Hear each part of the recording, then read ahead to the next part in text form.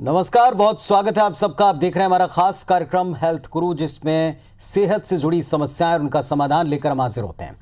आपके साथ मैं पुनीत पाठक हूं और आज हम बात करेंगे जोड़ों के दर्द की, जो बढ़ती उम्र के साथ सबसे बड़ी समस्या है। लेकिन साथ ही साथ इसका एक जो हल है वो है सर्जरी।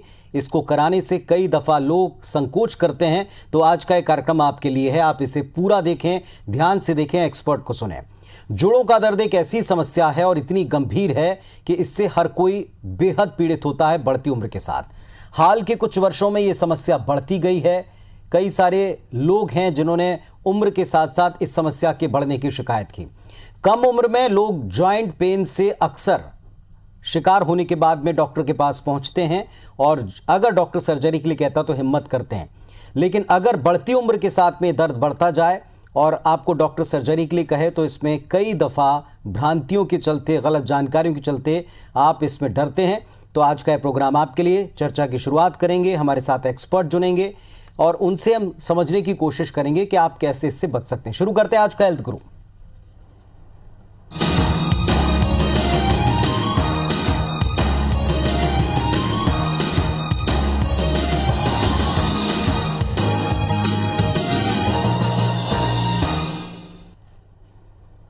जॉइंट रिप्लेसमेंट और ऑर्थोस्कोपिक समस्याएं चाहे किसी भी तरीके की हों, हमारे साथ में आज एक एक्सपर्ट जुड़ रहे हैं। उनसे हम ये जानने समझने की कोशिश करेंगे कि क्या इनका समाधान है। डॉक्टर अंकुर गुप्ता जी हैं, सीनियर कंसल्टेंट हैं, जॉइंट रिप्लेसमेंट एंड ऑर्थोस्कोपिक सर्जन हैं, NHMI नारायणा से। नमस्कार डॉक्टर साहब, बहुत बहुत स्वागत है आपका हमारे इस खास कार्यक्रम में हेल्थ गुरु में। नमस्कार पुनीत, कैसे हैं आप? मैं एकदम ठीक हूँ सर, और उम्मीद करता हूँ कि आप भी स्वस्थ होंगे, सभी लोग आपके आसपास के स्वस्थ होंगे। पहला सवाल जो यहाँ से हम पूछना चाहते हैं कि बढ़ती उम्र के साथ जो जॉइंट पेन है, जोड़ों का दर्द है, वो एक बहुत ही आम शिकायत है। ऐसे समय में लोग डॉक्टर के पास जाकर ये कोशिश करते हैं कि किसी तरह कोई ऑइंटमेंट, गोली हो और इससे ठीक हो जाए, पर अक्सर ऐसा होता नहीं। क्या इसकी वजह है?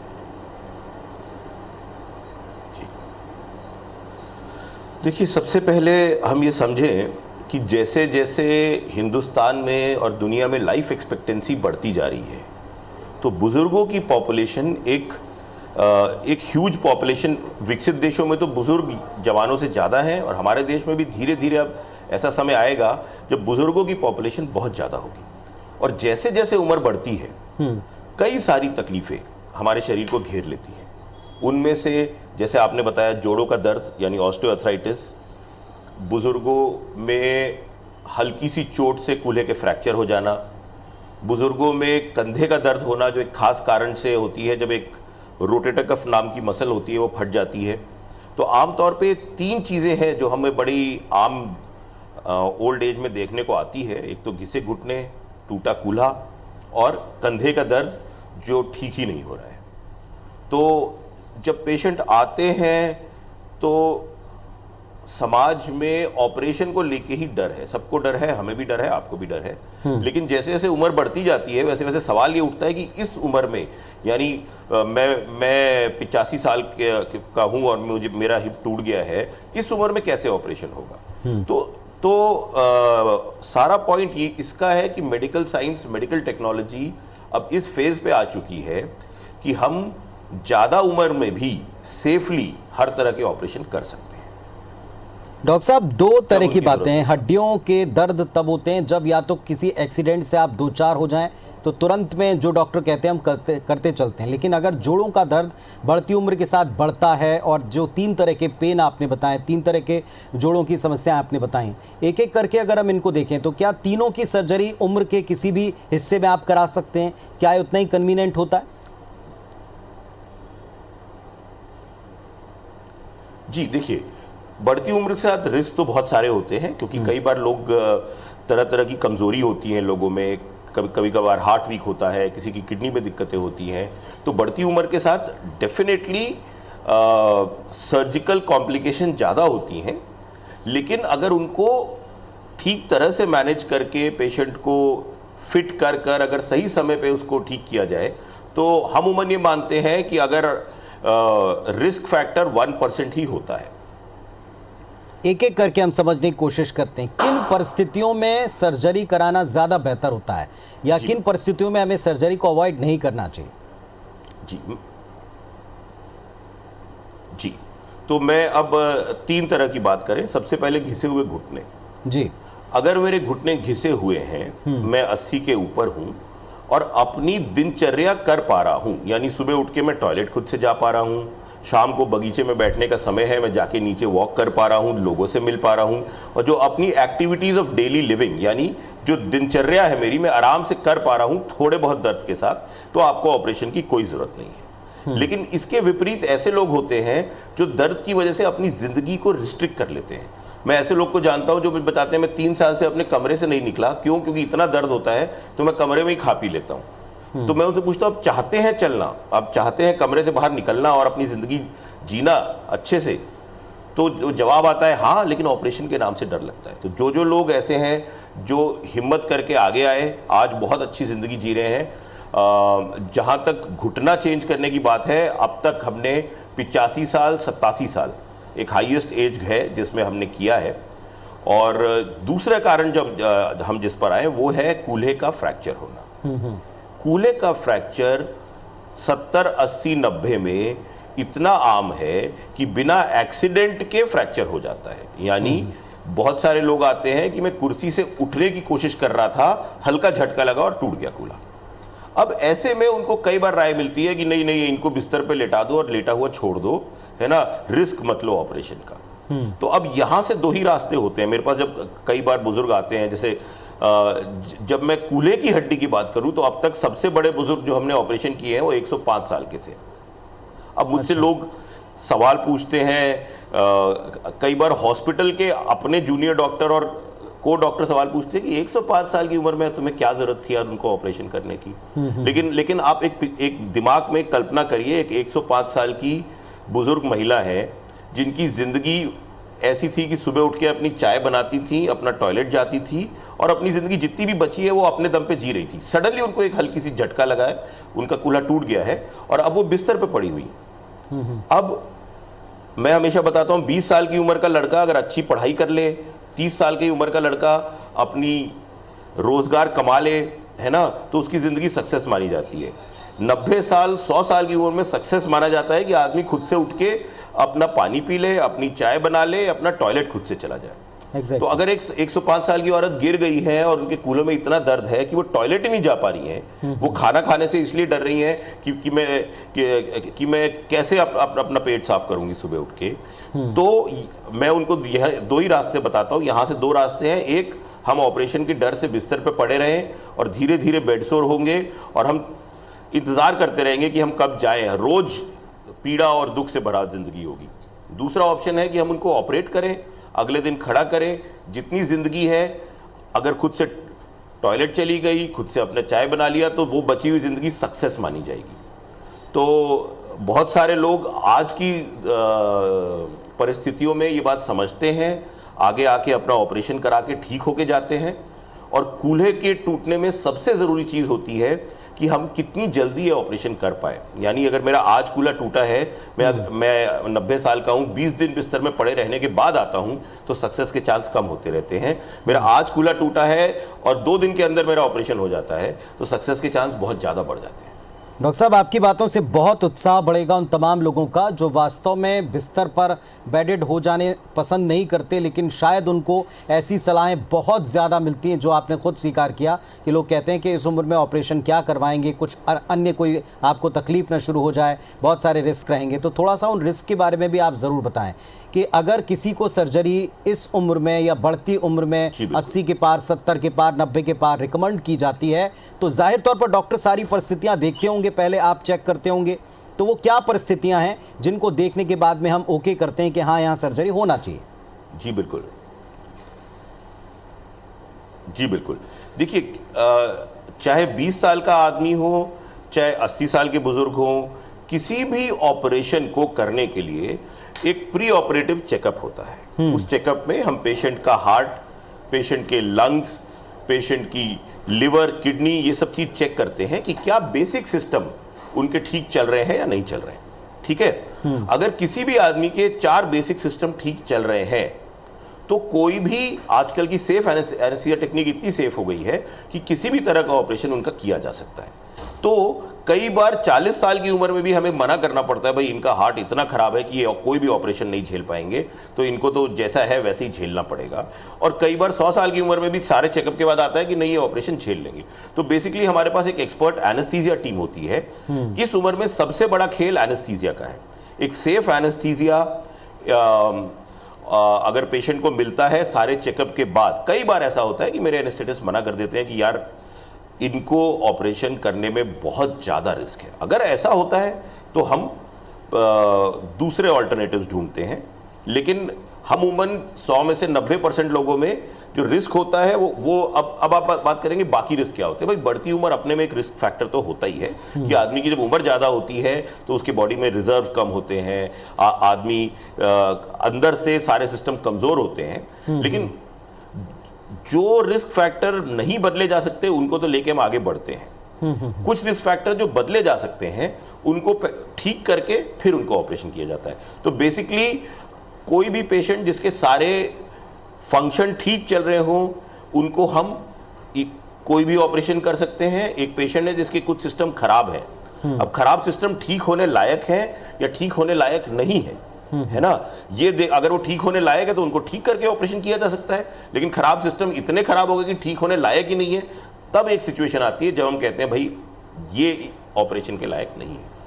तो कुल जमा सारिये कि उम्र इसमें कहीं बहुत ज़्यादा आड़ी नहीं आती। उम्र के साथ बढ़ती दिक्कतों के बावजूद अगर आपको डॉक्टर सर्जरी सजेस्ट कर रहे हैं तो जाहिर तौर पर आपका प्री एग्जामिन एक पूर्व चेकअप होगा और उसमें सारी चीज़ें देखभाल के ही पूरी टीम डिसाइड करेगी कि आपका सर्जरी करना ठीक होगा या नहीं होगा। और अगर ऐसा है तो किसी भी उम्र में आप इसे करा सकते हैं और 100 के ऊपर भी ऐसा यहाँ हो चुका है। डॉक्टर साहब, एक बड़ा इंपॉर्टेंट सवाल ये, एक जनरल कॉन्सेप्ट दिमाग में सबके बैठा हुआ है कि अगर आप किसी जटिल सर्जरी, किसी बड़े इलाज, किसी गंभीर इलाज के बारे में सोचते हैं तो आपको किसी बहुत बड़े मेट्रो जगह पर जाना चाहिए या किसी बहुत बड़े सेंटर की तरफ। लेकिन अब तो ये हब बन चुका है, मेडिकली यहाँ काफ़ी कुछ इक्विपमेंट्स आ चुके हैं, बहुत सारी नई टेक्निक आ चुकी हैं।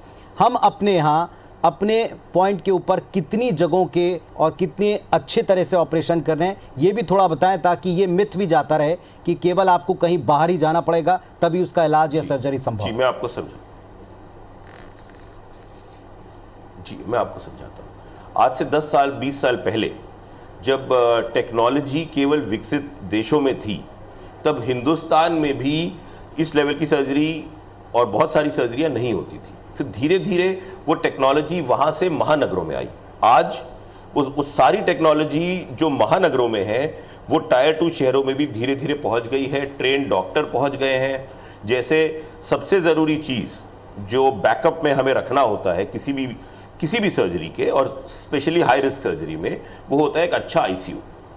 तो जहाँ पे एक अच्छा आईसीयू सेटअप है, आईसीयू बनाना महंगा होता है, आईसीयू के इक्विपमेंट्स महंगे होते हैं। तो अब अगर आपने देखा हो, अभी कोरोना आया, कोरोना काल में ढेर सारे लोग बीमार हुए। छत्तीसगढ़ में मोर्टालिटी रेट काफ़ी कम था। क्यों? क्योंकि हमारे कई सारे हॉस्पिटल्स यहाँ ऐसे हैं जिनके पास, इंक्लूडिंग हमारा हॉस्पिटल, जहाँ एक बहुत अच्छा वेल इक्विप्ड आईसीयू है।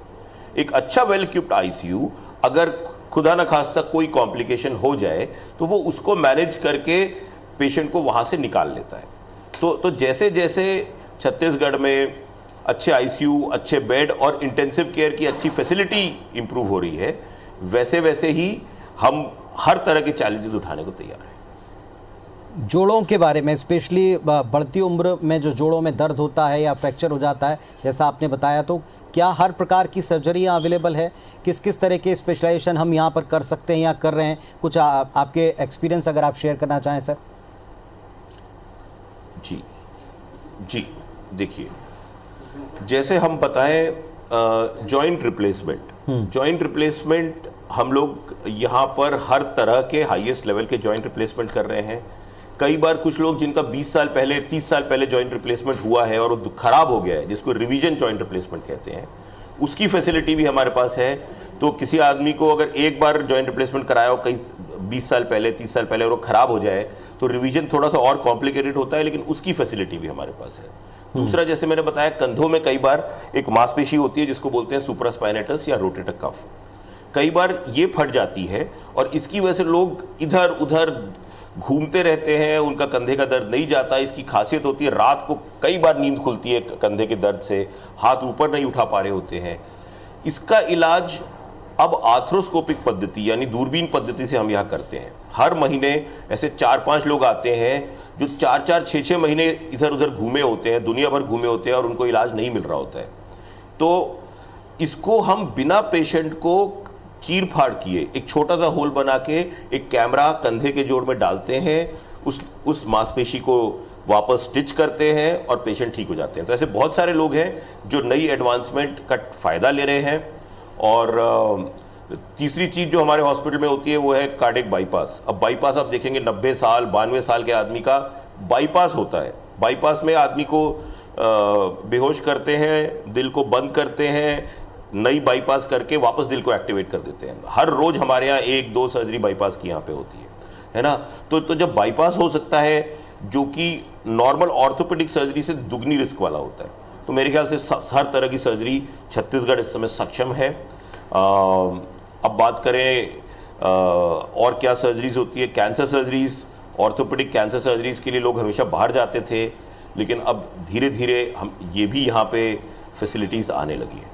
जी, हालांकि इसकी नौबत ना पड़े ऐसी कोशिश हम सब की रहना चाहिए। कैसे हड्डियां स्वस्थ रहें, बढ़ती उम्र के साथ आप किन चीज़ों का ख्याल रखें, अगर सर्जरी की आपको सलाह दी जाती है तो आपको अपनी तरफ से सबसे पहले क्या करना है, ये तमाम सलाह, ये सारी चीज़ें एक्सपर्ट से मिलकर समझना बेहतर होगा। डॉक्टर अंकुर गुप्ता जी हमारे साथ में बने रहेंगे और इनका नंबर भी हम लगातार अपने इस कार्यक्रम के दरमियान फ्लैश कर रहे हैं। आप सीधे उनसे भी कंसल्ट कर सकते हैं, आप उनसे भी संपर्क करके ये सारी जानकारियां ले सकते हैं। डॉक्टर अंकुर गुप्ता जी हैं, सीनियर कंसल्टेंट हैं, जॉइंट रिप्लेसमेंट और ऑर्थोस्कोपिक सर्जन हैं NHMI Narayan multi speciality hospital से।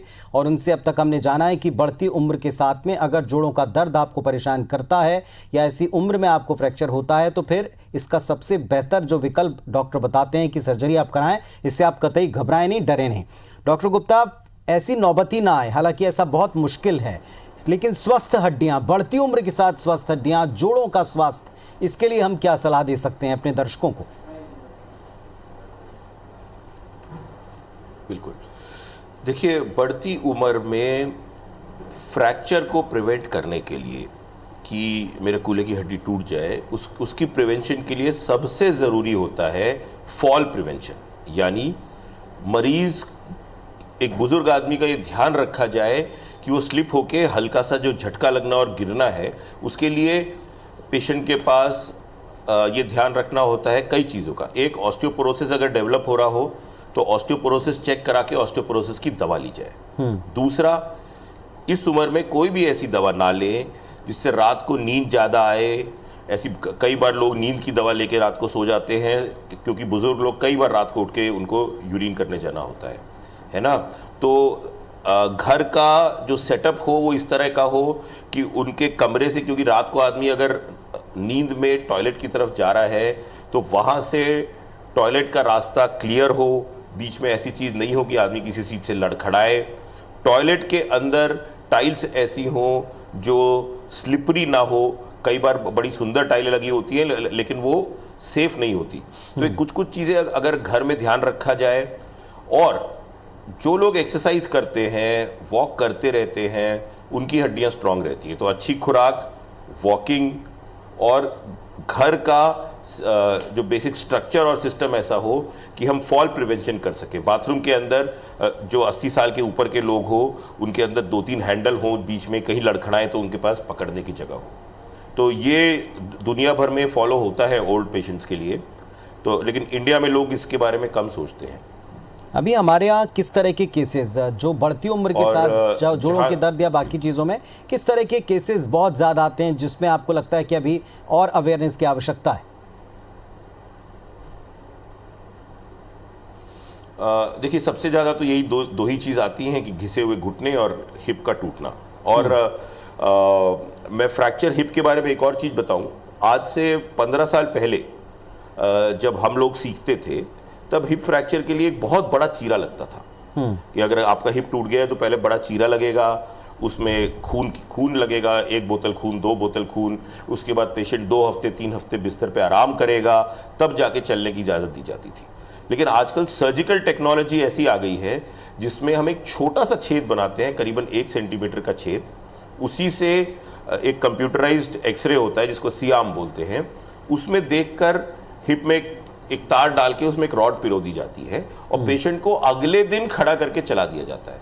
तो अगर आप मंडे को एक्सीडेंट हुआ है, मंडे को एक्सीडेंट या घर में आप गिरे हैं, हम ट्यूसडे को आपका ऑपरेशन करते हैं, वेडनेसडे को खड़ा करके थर्सडे को वापस वॉकर के सारे पेशेंट को घर भेज दिया जाता है। तो इसकी वजह से ऑपरेशन में ना खून की जरूरत पड़ती, ना ऑपरेशन लंबा चलता, ना ऑपरेशन के बाद का दर्द ज़्यादा होता है।